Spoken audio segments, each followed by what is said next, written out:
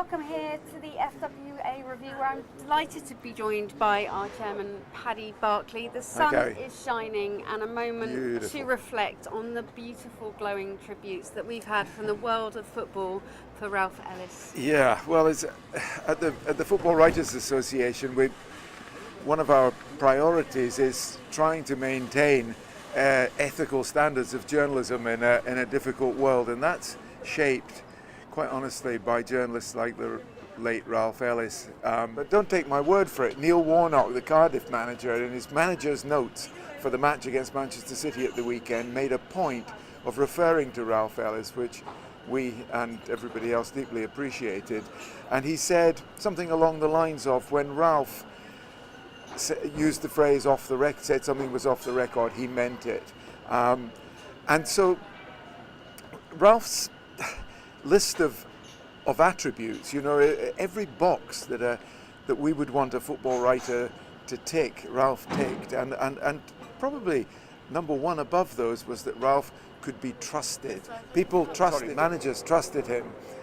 He also could write, he could spot a story. If something happened in a match, David Walker in the Sports Journalists Association, in paying tribute to him, said that he'd been his sports editor, and he always knew if something happened in a match Ralph was at, within 5 seconds Ralph would be on the phone saying, you need to look out for this is going to make a big splash. So he had everything, and I think also that we want his family to know just how much he was loved in our profession. I mean, in my own little Twitter account, I mean, within an hour of the news becoming known, the family making known that Ralph had died, literally dozens of messages within an hour of people, most of whom I didn't know, who'd had experiences with Ralph and spoke so warmly of him. He was greatly loved as well as hugely respected.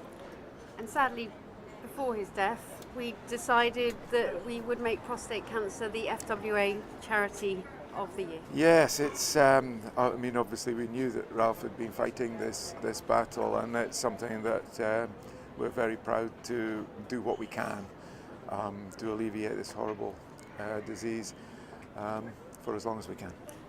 So, prostate cancer research, fall back into the FWA for the next year, please give generously.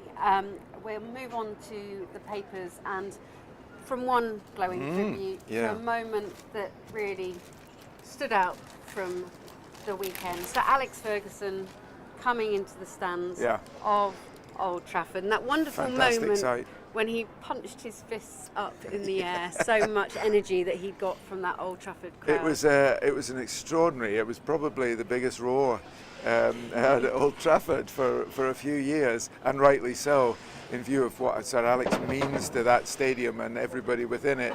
It was wonderful, the smile on his face, that wonderful picture on the front page of the early editions of the Sunday Times says it all. It's great, and it's also great to see him looking so well. Much younger. I know.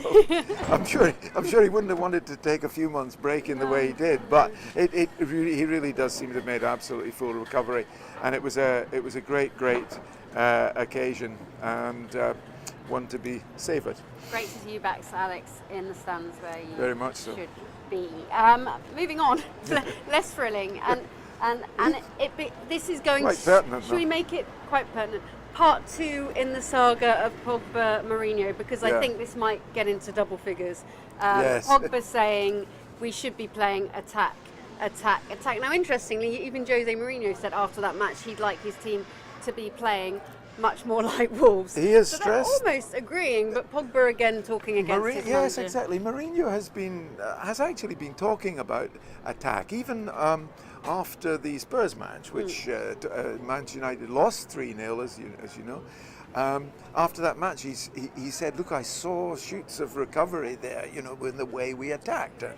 To a lot of us, it wasn't all that obvious. Looked like Spurs walked all over them, but he's been proved right by performances since, until Saturday.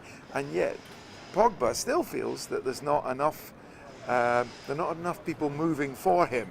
Well, it's difficult for Pogba to argue that when after making a goal for United with as good a short pass as you will ever see, he then gives the ball away, and there's no excuse. It's not because of lack of options. You can keep the ball even if people aren't moving enough. And yet there were good quotes, and we as journalists are never going to criticize somebody for candor.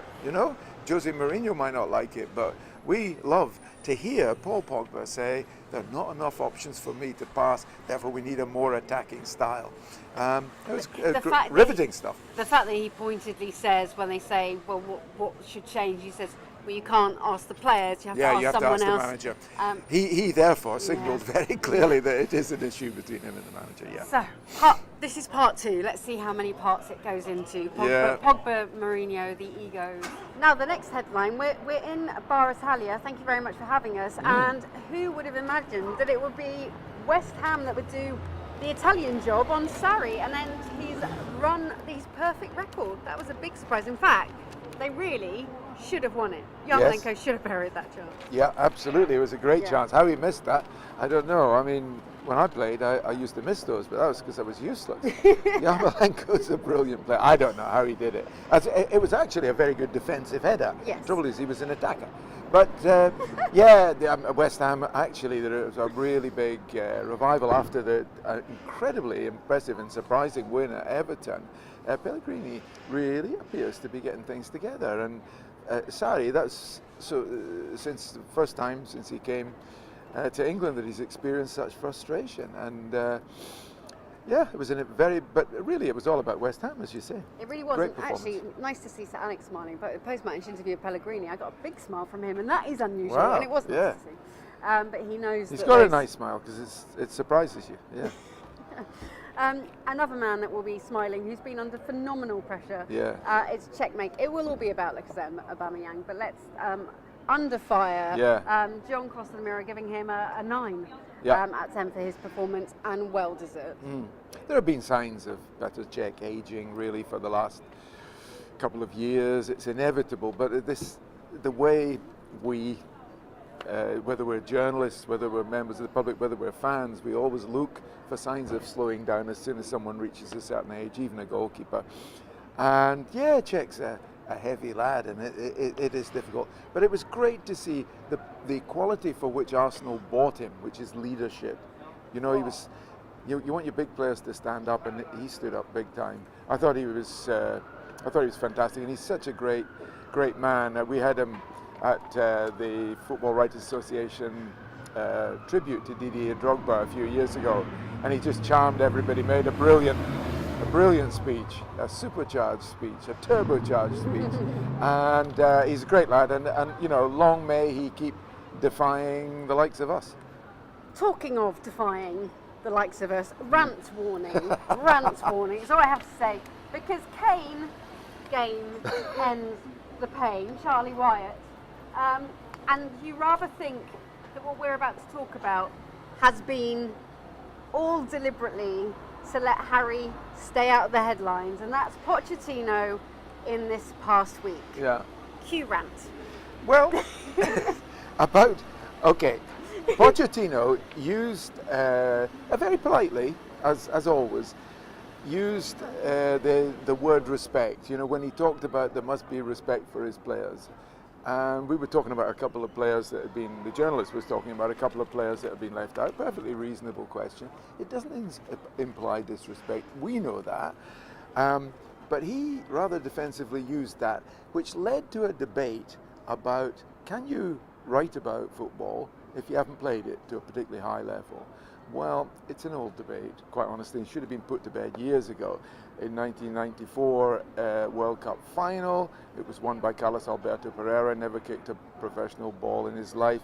The losing manager, the second best manager in the world, Arrigo Sacchi, great manager, one of the all-time greats, never kicked a professional ball in his life, nor did Jose Mourinho, nor did Arsene Wenger really, nor did Gerard Houllier. We could go on forever. Now, if they can manage without having kicked a serious ball in their life, we can certainly write about it. You don't have to be, as Arrigo Sacchi once said, you don't have to be a horse to be a jockey.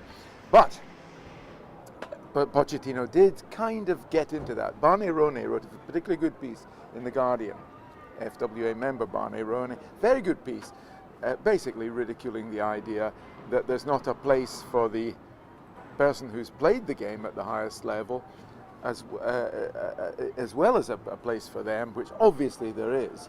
I mean, I'm riveted by a lot of these critics, Graham Souness, Jamie Carragher, Gary Neville. You know, I'm riveted by these people. They can tell us things we don't know and do. So I'm not having a go at them, but there's also a place for the journalist, the good football writer, and there have been some examples of that recently. Ian Hawkey, these lovely piece Well, on... perfect example. Now, we mentioned Graham Souness, superb pundit. Everybody agrees with that. Probably, if anything, the highest rated one in the country by a lot of people. In the Sunday Times, Graham Souness produces quite a good piece about Eden Hazard, looking forward to the Chelsea match. Just over, Ian Hawkey, one of our members, and for me, has been a great football writer for a long, long time, does a piece about the relationship between Aubameyang and Lacazette at Arsenal, because he's previewing the Arsenal match. Graham was doing the Chelsea West Ham. Which one wore better? Eden Hazard, good piece, absolutely nothing wrong with it, but you could write about any child could write about Eden Hazard any day of the week. I mean, nothing special has happened in the life of, in fact, he's kind of suffered a marginal World Cup hangover. However, the relationship between Aubameyang and Lacazette was what the Arsenal game was all about, and Hawkey knew that in advance. What's more, he knew that because he's worked with Unai Emery for... He worked for several years in Barcelona. He was the Sunday Times made him the first European football correspondent, and he chose for some bewildering reason to base himself in Barcelona. Now back now in London. But anyway, he related it and basically talked about getting those two to play together as Unai Emery's first real challenge, first real task, and that of course was how you were able to watch the Arsenal performance. Now, people who've been playing football all these years, you know, they wouldn't really have known who Unai Emery was, a lot of them. They wouldn't have known the difference between Unai Emery and Dick Emery. But Ian Hawkey, because he worked out in Barcelona, has followed his career in La Liga right from the start. That's where the quality comes in, and that's my argument. You can call it a rant, Carrie, but it's my defence of my profession. And then it really came to call on Friday. Ian Lederman's article with Carl Walker, in which Carl Walker revealed that he was upset that Pochettino had revealed what he thought was an open door, everything is private between us conversation in his book. And that was fascinating for Carl to come out and be so honest about that, also revealing his reputation with Pep Guardiola. Some really nice insight. Again, it pertains, if I may say so, yes. to professionalism, because Ian Lederman is recognised within our profession as one of the top professionals, totally respected. Now, Kyle Walker is going to speak to him because he will instantly trust and respect him, and that's another of our skills. And also, there was Kyle Walker then thought about it not going out and was worried about it coming out, and there was a conversation and assurances had. So we'll try and maybe get a review with Ian about how that happens, what happens after the interview when something quite strong has been said, because there's a big story on that. I've known that, we've sometimes people get cold feet, talking of our members that have done very well, the Kevin Keegan book, written by Daniel Taylor, has been getting great coverage. It's serialised in the Times at the moment. Kevin Keegan talking about the fact that actually under Ashley at the moment he feels like his band couldn't go back to St James's Park, not officially banned, but feels like he has had to go in a cap one day with the collars up to attend, talking about how we've heard about this, players were almost introduced or put on him in his team via YouTube because it was all working to agents. It's some fascinating insight into a team. You always get that with Kevin Keegan. Yeah, very detailed. And then Daniel Taylor, again, Neil Ashton and a number of journalists have followed up, and we didn't talk about it last week because we wanted to pay tribute to Ralph and spend our time on that, but the fantastic Speed book by our member John Richardson. John Richardson is particularly trusted by Gary Speed was very Good much friends, friends yeah. with Gary Speed when he had that journalist relationship that Neil Warnock, a relationship of trust that Neil Warnock alluded to in talking about Ralph Ellis. It was also John Richardson was trusted by Gary Speed's family, and that's why this book has become, in some people's opinion, the Gary Speed's, and actually Carrie was telling me before we came on, almost a painfully good read, because it's such a sensitive read for the people who respected him and so Daniel much. Taylor's talked about that, because I was saying beforehand, I have the book in the Amazon cardboard box it came in my lounge, because I haven't quite felt able to read it yet because I'm a Leeds fan. Daniel Taylor talking about that and saying how football's actually being able to deal with these issues much better, facing them head on. So all changed in a matter of a few years, and very much for the better. Yeah, so read it. I will go home and open the box and be brave and read. We're going to end on a look to the future for England, I think. And Maddison, would you like to see him? Well, people talk about Leicester County papers pretty much. James Maddison. It's quite interesting. People talk about England don't have a player maker, an unlocker of doors, a Riyad Mahrez, if you like, and the man bought to replace, I suppose, Riyad Mahrez at Leicester, James Maddison, looks just like a continental number 10. He plays just behind them. In fact, he probably plays further forward than Luka Modric, for the greatest playmaker in the world. And it's very interesting to hear people talk about Maddison as a possible England candidate. He's the right age to step up. He's going to get better and better and better. I'd love to see him in an England shirt just off the front, feeding the front players, feeding Harry Kane. And Troy Deeney, he shoots from the hip. Is he but he's a real captain behind the scenes.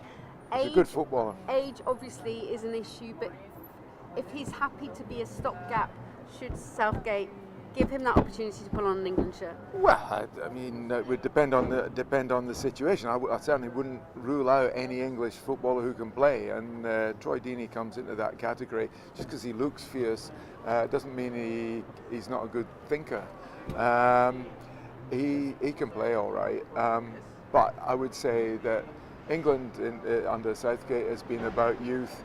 It's been about keeping the stopgap choices to an absolute minimum. So I would have thought Maddison would probably be the better long-term bet. And we have the Carabao Cup and the small matter of Chelsea-Liverpool. That's a big one for the weekend, isn't it?